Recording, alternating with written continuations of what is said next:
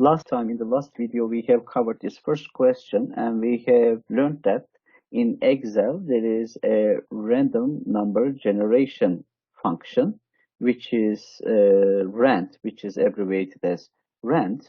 And we have also learned how to use the if command to generate a simulation procedure for the flip of a fair coin.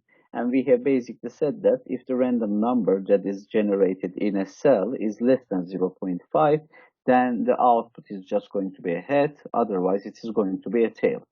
Now we are just going to use this analogy and we are going to apply it into another example. And here we are playing backgammon. Okay, in the second example, we are playing backgammon with a friend and we do not have dice. So, you know, in each round of backgammon, in each turn, a player throws or tosses 2 dice at the same time, and therefore we need 2 dice to practice this game.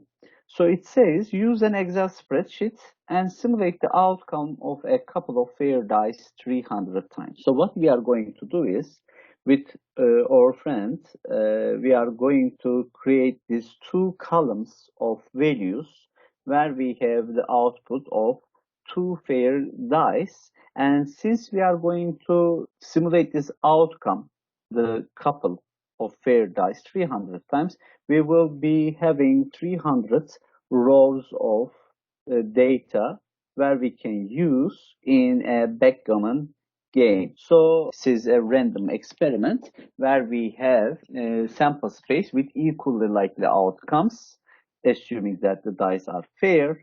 So the probability of getting any value in each outcome of the die is going to be 1/6.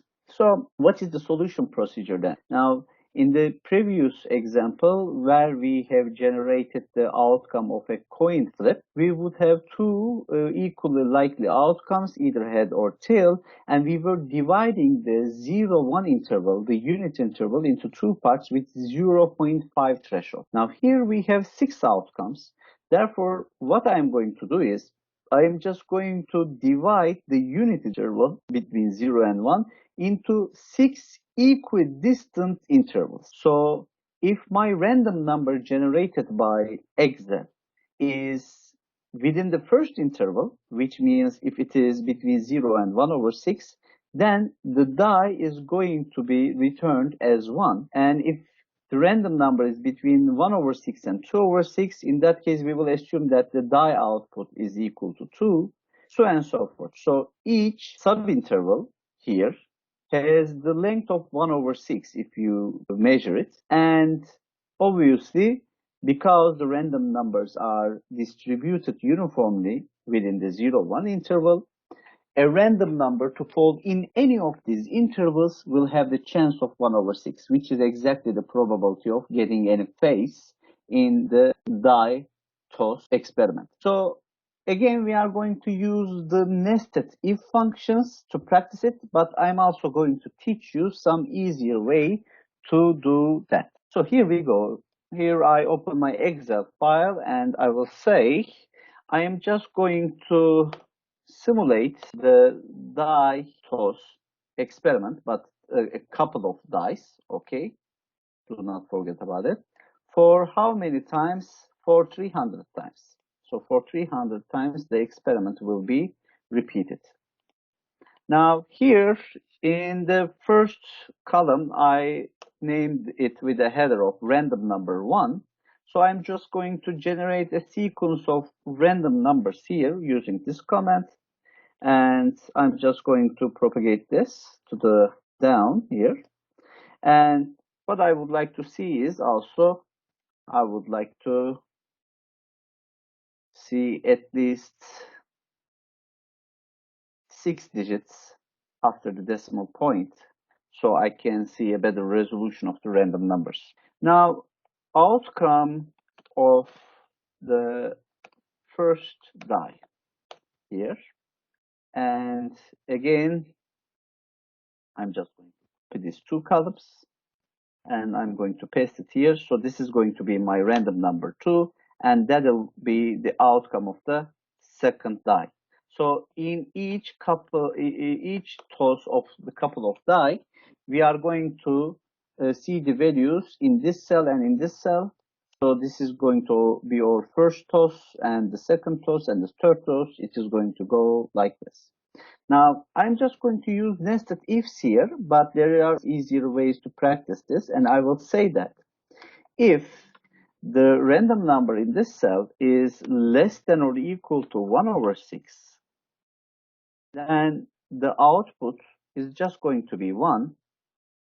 Else, I am just going to write another if statement here. If that random number here is less than or equal to 2 over 6, in that case, the output will be a true. Else, then I'm going to continue. And to do that, I'm just going to copy this if statement to make things easier. If B2 is less than 3 over 6, then the output would be 3. Else, again, another if statement. So we are writing nested if statements here. If B2 is less than 4 over 6, then the output would be 4. Else, if B2 is less than 5 over 6, then the output would be a 5. And else, there is only one more output left. So there is not any if statement that we need to write here. And we will say that if B2 is not less than 5 or equal to 5 over 6, then it is automatically going to be greater than it. And the output would be 6. Now with this nested ifs here, as you can see, and if I just propagate this, you will see depending on which equidistant subinterval within the unit interval, the outcome of the die is determined. And if you intend to count the number of 1s, 2s, 3s, 4s, 5s, and 6 in these 300 observations, you will realize that they are almost observed in an equal number of frequency.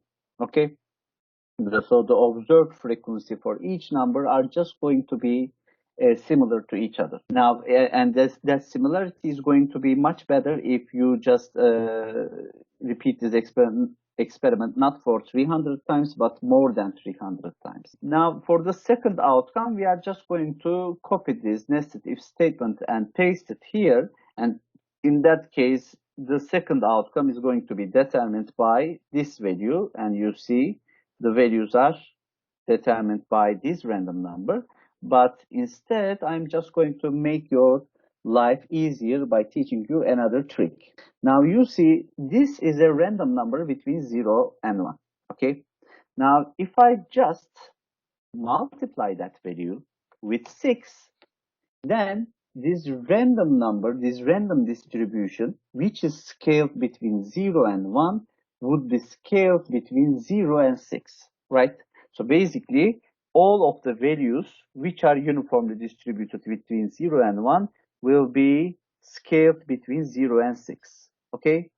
And after doing that, the next thing that I'm going to do will be round up, okay?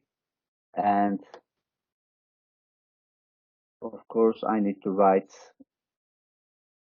0 here because I would like to round this up to an integer. And you see, my work is done. Okay, so every random number will be scaled between 0 and 6.